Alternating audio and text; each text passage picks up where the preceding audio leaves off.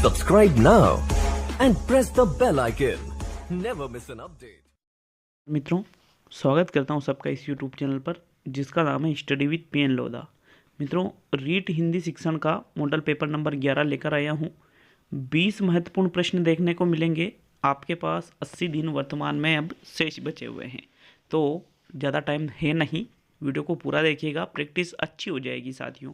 दोनों लेवल के लिए है, सभी को पता है 32,000 पदों के लिए ये भर्ती है। 1,000 पद बाद में बढ़ गए थे साथियों। शिक्षण विधियों के और हिंदी व्याकरण के 20 प्रश्न हैं। तो चलिए वीडियो को शुरू करते हैं साथियों। पहला क्वेश्चन आपके आता है, भारत के पूर्वोत्तर में अनेक जातियों के लोग रहते हैं। यह वाक्य है, सरल वाक्य है, मिश्रित वाक्य है, संयुक्त वाक्य है और इनमें से कोई नहीं। तो मित्रों, भारत के पूर्वोत्तर में अनेक जातियों के लोग रहते हैं, अर्थात इसमें कोई न ही तो कोई वाक्य जुड़ रहा है, न ही कोई एक वाक्य के ऊपर दूसरा वाक्य आश्रित है। तो फिर संयुक्त और मिश्रित नहीं रहेगा, बल्कि ये एक सरल वाक्य है। विकल्प नंबर 1 सही है साथियों। प्रश्न संख्या 1 में। नेक्स्ट प्रश्न संख्या 2 पे आते हैं। देखिएगा प्रश्न नंबर 2 को, निम्न में से मिश्र वाक्य का चयन कीजिए। मिश्र वाक्य कौन सा है मित्रों? हाथी के दांत खाने के और दिखाने के और होते हैं। मेरा बड़ा भाई पंकज पेशे से वकील है। यदि भाग्य में लिखा है तो वह तो होकर रहेगा। सब काम सोच समझकर करना चाहिए। तो मित्रों देखिए, सब काम सोच समझकर करना चाहिए, ये एक सरल वाक्य है। इसमें अन्य कोई वाक्य नहीं जुड़ा है। मेरा बड़ा भाई पंकज पेशे से वकील है, ये भी एक सरल वाक्य है। हाथी के दांत खाने के और दिखाने के और होते हैं, यहाँ पर दो अलग अलग वाक्य है, तो ये एक संयुक्त वाक्य है। बाकी यदि भाग्य में लिखा है वह तो होकर रहेगा, वह तो होकर रहेगा भाग्य में लिखा है, ये दोनों एक दूसरे पर आश्रित है, इसलिए ये तीसरा विकल्प सही है प्रश्न संख्या 2 में। साथियों, कल जो शिक्षण वीडियो के 50 प्रश्नों का टेस्ट डाला था, उसकी PDF Telegram channel study with PN Lodha पर डाल दी है। 50 प्रश्नों की पीडीएफ आंसर सहित, तो वहाँ से आप निःशुल्क डाउनलोड कर सकते हो साथियों।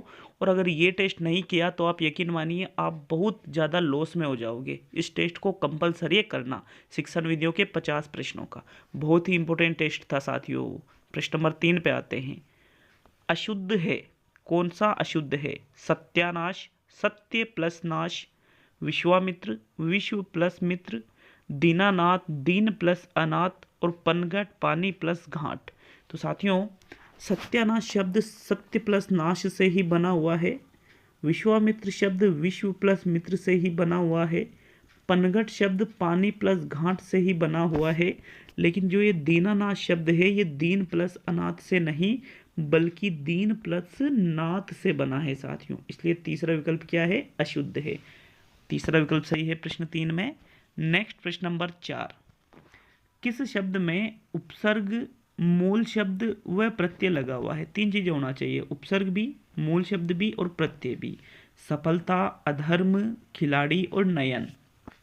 तो मित्रों देखिए, अधर्म में अ उपसर्ग लगा हुआ है और धर्म मूल शब्द है, इसमें कोई प्रत्यय नहीं लगा हुआ है।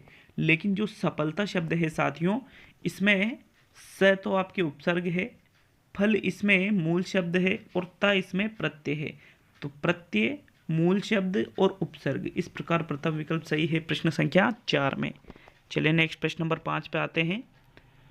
किस शब्द में यण संधि व उपसर्ग लगा हुआ है? आशा है ये टेस्ट भी आपको अच्छा लगेगा साथियों। आज का तीसरा टेस्ट है ये, राजस्थान अध्ययन का लेवल 1 और 2 के लिए कक्षा 7 की बुक से संपूर्ण वस्तुनिष्ठ प्रश्न कराए हैं। फिर इसके अलावा मैंने साइकोलॉजी का विशेष तथ्यों वाला टेस्ट करवाया है और ये हिंदी का टेस्ट नंबर 11 है। तो देखिए, यण संधि भी होना चाहिए और उपसर्ग भी होना चाहिए, समागम, गत्य अनुसार, प्रत्यय और दुष्परिणाम। तो साथियों, समागम में तो यण संधि है नहीं। गत्य अनुसार का अगर विच्छेद करें तो गति प्लस अनुसार, इसका विच्छेद होगा। अब इसमें यण संधि तो है लेकिन गति आगे आ रहा है, तो ये कोई उपसर्ग नहीं है साथियों, इसलिए ये भी सही नहीं होगा। दुष्परिणाम में दूह प्लस परिणाम, तो ये तो विसर्ग संधि होगी साथियों, इसमें भी यण संधि नहीं है, बल्कि जो प्रत्यय है, प्रत्यय का संधि विच्छेद क्या होगा? प्रति प्लस आई बराबर क्या शब्द बनेगा? प्रत्यय। तो यहाँ पर देखिए प्रत्यय आपके उपसर्ग है और ये जो संधि हो रही है ये यण संधि है, तो ये शर्त पूरी कर रही है यहाँ तीसरा विकल्प प्रत्यय वाला। यही आपका सही आंसर है प्रश्न 5 में। नेक्स्ट प्रश्न नंबर 6, किस शब्द में प्रत्यय का सही प्रयोग नहीं हुआ है?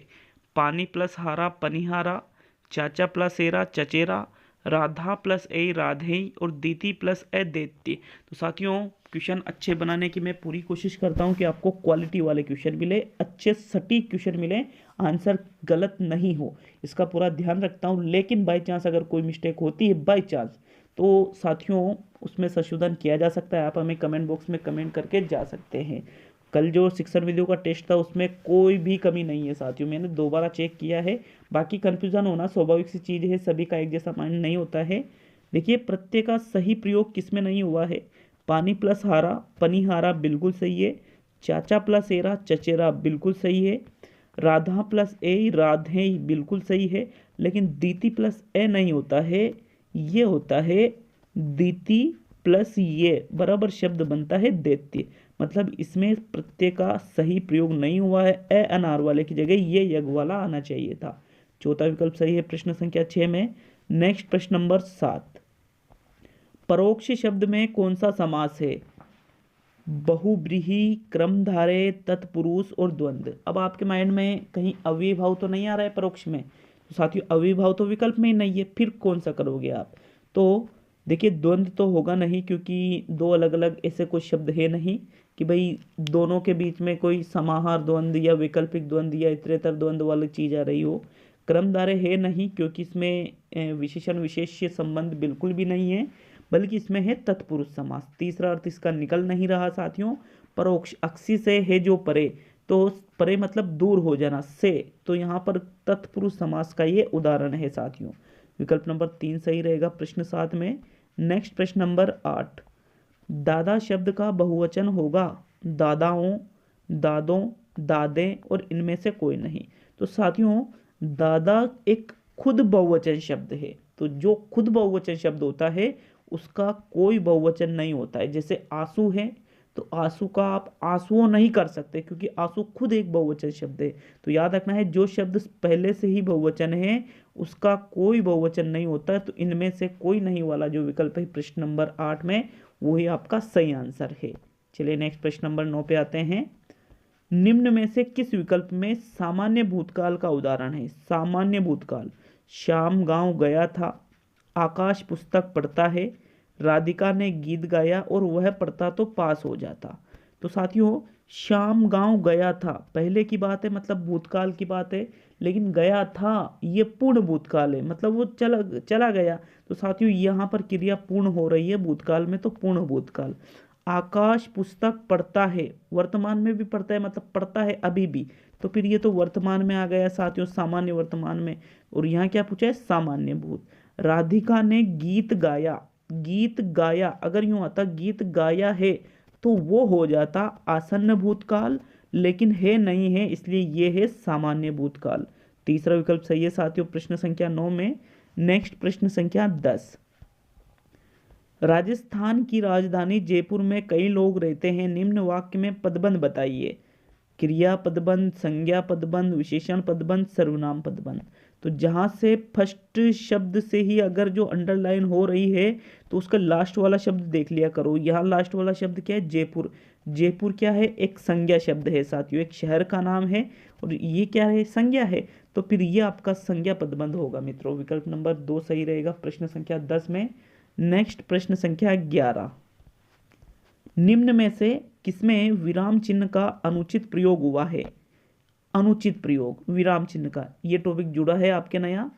प्रेम, ममता, दया आदि, जड़, चेतन गुण, दोष, अरे तुम कैसे आ गए और तुम्हारा नाम क्या है, ये प्रश्नवाचक। तो साथियों देखिए अरे तुम कैसे आ गए, ये तो है विस्मयादिबोधक चिन्ह जो बिल्कुल सही लगा हुआ है। तुम्हारा नाम क्या है, यह है प्रश्नवाचक चिन्ह जो बिल्कुल सही लगा हुआ है। फिर प्रेम, ममता, दया, यहाँ पर जो ये कोमा लगा हुआ है बिल्कुल सही है, लेकिन जड़ ये तो सही है। चेतन यहाँ पर भी कोमा लगता, और फिर आता गुण और यहाँ पर आता है योजक चिन्ह और फिर यहाँ आता है दोष। तो मतलब योजक चिन्ह इन दोनों के बीच में गलत है साथियों। विकल्प नंबर 2 सही रहेगा आपके प्रश्न संख्या 11 में। चलिए नेक्स्ट बढ़ते हैं प्रश्न नंबर 12 की ओर। अंडे का शहजादा मुहावरे का अर्थ क्या है? कमजोर व्यक्ति, चालाक व्यक्ति, अनुभवी व्यक्ति, अनुभवहीन व्यक्ति। तो साथियों अंडे का शहजादा मुहावरे का जो अर्थ है वो होता है कमजोर व्यक्ति। कमजोर व्यक्ति के लिए अंडे का शहजादा, जैसे अंडा बहुत कमजोर होता है ना, उसी प्रकार से अंडे का शहजादा मुहावरे का अर्थ कमजोर व्यक्ति से लिया जाता है। विकल्प नंबर 1 सही है प्रश्न संख्या 12 में। नेक्स्ट प्रश्न नंबर 13।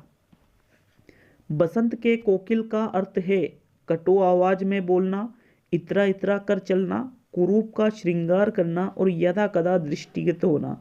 तो बसंत के कोकिल मतलब कोयल होता है। बसंत मतलब वो जो बसंत की कोयल से बसंत ऋतु में ही दिखाई देती है, मतलब कभी कभी। तो इसका अर्थ होता है यदा कदा दृष्टिगत होना। आपको चौथा विकल्प सही है प्रश्न संख्या 13 में। नेक्स्ट बढ़ते हैं प्रश्न नंबर 14 की ओर। प्राथमिक स्तर पर कविता शिक्षण की प्रणाली है? गीत प्रणाली है, अभिनय प्रणाली है, व्याख्या प्रणाली है या प्रश्न उत्तर?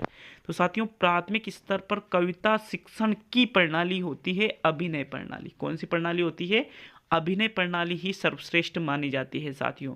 बाकी व्याख्या नहीं होगा, प्रश्न उत्तर नहीं होगा। गीत अगर आपके माइंड में आ रहा है तो गीत प्राथमिक स्तर पर नहीं है साथियों।